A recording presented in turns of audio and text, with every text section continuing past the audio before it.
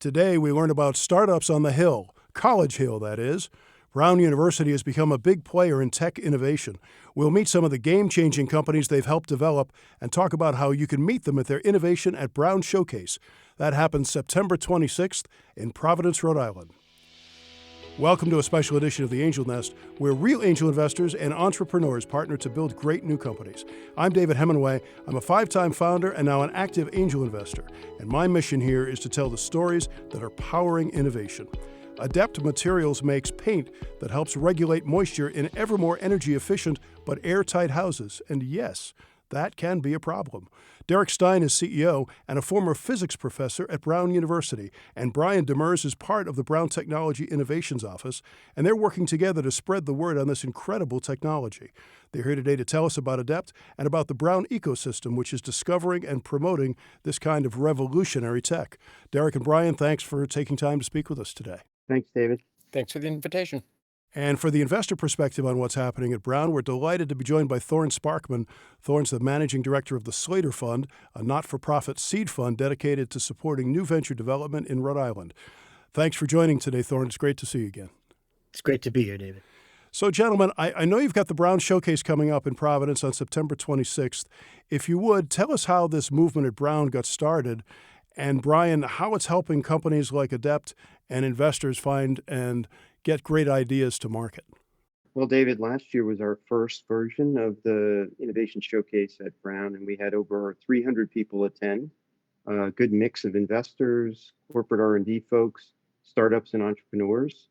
And really, this is about building awareness. It's letting people know about all the great research and innovation that's going on at and around Brown. And what Derek has done with Adept is just a great example of the ecosystem supporting a really important technology. We're looking forward to it again this year, and we expect to sell out. So, Derek, tell us about Adept and about your experience coming out of the Brown ecosystem. Well, the seeds for the company were planted about 12 years ago in a student project. Students came to me interested in participating in a contest called the Solar Decathlon. They wanted to design and build a solar-powered house. And so that was my crash course into buildings, what works in construction and where there was room for improvement. That whole process stimulated a lot of thought around materials that could solve some really important unmet challenges in buildings. And what seemed to be clear, the writing on the wall, is that everybody's making buildings more efficient. So buildings have to get really tight, trapping in lots of heat. But the same materials that do that really well tend to also trap moisture. So buildings, as they were getting more energy efficient, were having more and more problems dealing with things like mold and moisture issues, and even maintaining comfort conditions in the face of rising humidity. So one thing led to another. Ideas percolated, patent applications were filed, and it became clear that the way to make a difference was through entrepreneurship, to found a company and to try to turn this material technology into products that could actually solve discrete, well-defined problems that are important in buildings. So the company was founded in about 2018. And we've been gaining in momentum a lot recently. Thorne Sparkman from the Slater Fund, I love the idea that this company actually came out of a classroom. Yeah, well, classrooms turn out to be an incredible font of terrific early stage investments. At the Slater Technology Fund, we invested in 6 different companies coming out of Brown University and its greater ecosystem last year. A lot of the things that are going to be coming out of engineering labs have benefited. They're deep technologies, but they may have benefited from a decade or more of development based on government grants and other projects that professors use to promote their work. There's almost always intellectual property, because universities are very sophisticated at developing intellectual property around that work. And professors tend to focus on problems that matter. And that is inspirational to investors and co-founders and alike. So, Thorne, you and I have known each other a long time, and I feel like there is a new energy the last couple of years, with the CIC building the last few years in downtown Providence, with the CIC building and some of the other infrastructure that's been put in place. There seems to be some great value there for investors. I think that's right. There's always going to be uh, hidden gems in research universities, and they have some of the benefits that I just mentioned. The trick is to find those big ideas at the earliest stage, and then try to do all the work that Adept has done to kind of sidestep the potholes. A lot of things can go wrong, but the value is terrific. It's about kind of reducing the standard deviation of paths they could take and get them on the right path. So yes, if investors come down to see the Brown showcase in September, you'll see all kinds of things that'll have your head spinning and wondering what you should do first. Yeah, and it's about commercialization, right? And it's about being able to get these ideas to marketplace, which is what Brian and his crew are working with Derek and other folks to do. So, Brian, tell us a little bit about that procedure and how that all works. Yeah, well, traditional tech transfer as part of the translation of technology out of universities is really identifying assets that are generating great results, look at developing currency in the form of intellectual property, and then working to develop a commercial strategy. In the case of startups, universities are more and more looking at that as the main translation path. And given Brown's size, we actually get engaged with the faculty and student teams pretty early on.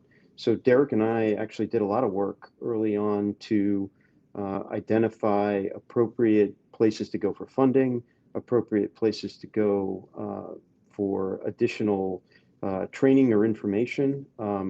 He and I took a couple of trips, all as a part of, you can't just throw this stuff over the wall. It really requires the involvement of a lot of different entities, a lot of different skill sets to really help to carry the best stuff across the finish line. And look, I'd be remiss if I didn't say that Derek has this unique mix of skills that was really critical to moving this forward. So it's not easy, and as Thorne pointed out, there are some great value and great assets, but you can't just kick it out. It really requires attention, and that's something that we try to do with the assets that we think have the most value.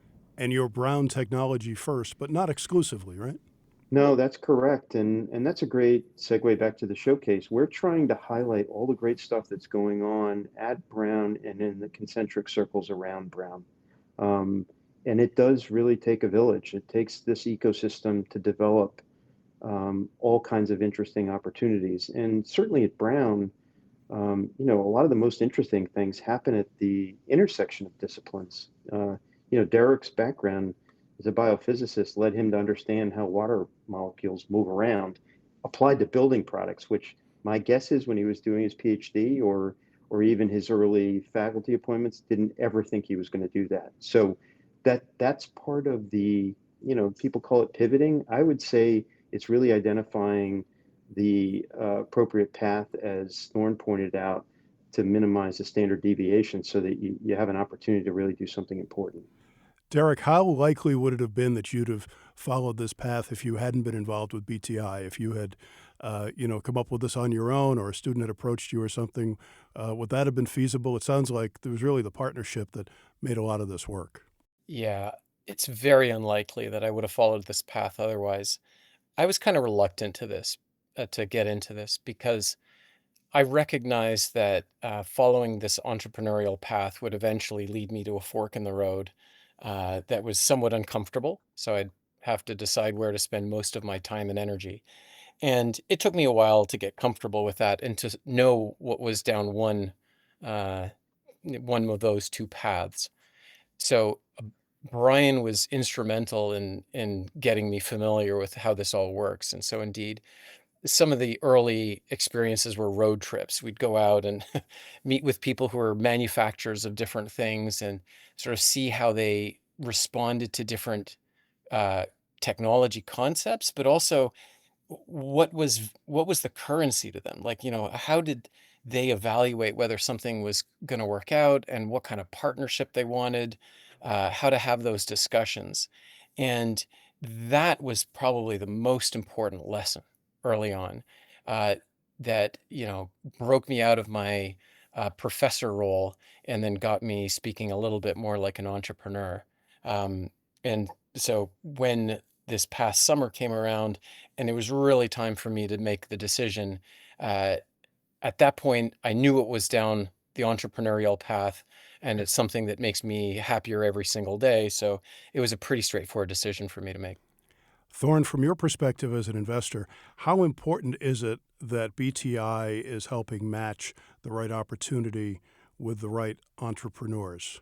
So the technologies that are developed in the labs may find applications in a variety of different spheres, but it's a very rare company that does, is in more than one industry.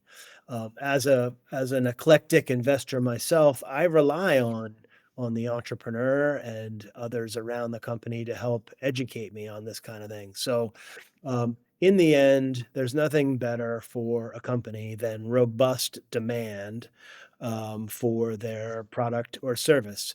So, to the extent that an entrepreneur can get out there, dig around, uncover that demand, phrase it however it needs to be phrased until they've found the good product market fit, that saves everybody a ton of time because you get away from hand waving and you get to hear demand from the customers themselves. And Derek's done a great job at that. Brian, tell us one more time about the Brown Showcase and how people can get there. Yeah, so it's Thursday, September 26th during Rhode Island Startup Week, and it'll be from 3 to 7 p.m. in the CIC building in Providence at 225 Dyer. It'll over the 4 hours, there'll be networking, engaging with 20 to 25 ventures, kind of early stages of what Derek did, and to really expose the audience to a bunch of great stuff. Then we're going to have a seated portion where we're going to be AI themed this year. So we're going to have an AI and health session, and we're going to have an AI and tech session, and then we're going to have that wrapped around a Brown Awards ceremony where we give the Innovation of the Year, Inventor of the Year, and Brown Startup of the Year. Derek Stein from Adept Materials, Brian Demers from Brown Technology Innovation, Thorne Sparkman from the Slater Fund. Thanks so much for joining us. We'll see you in Providence on the 26th of September. Thanks, David. Looking forward to it. Thanks, David. You can find contact information for our guest today at our website, theangelnest.com, where you can also reach me if you know of an exciting business opportunity or an innovation topic we should talk about. We produce The Angel Nest with help from Rob Higley and Charles DeMontebello at the controls of CDM Studios. We're at the historic and beautiful Art Deco Film Center building just west of Times Square in New York. I'm David Hemingway. Thanks for listening, and here's hoping my fellow angels and the founders they support find their next great venture. So long until next time.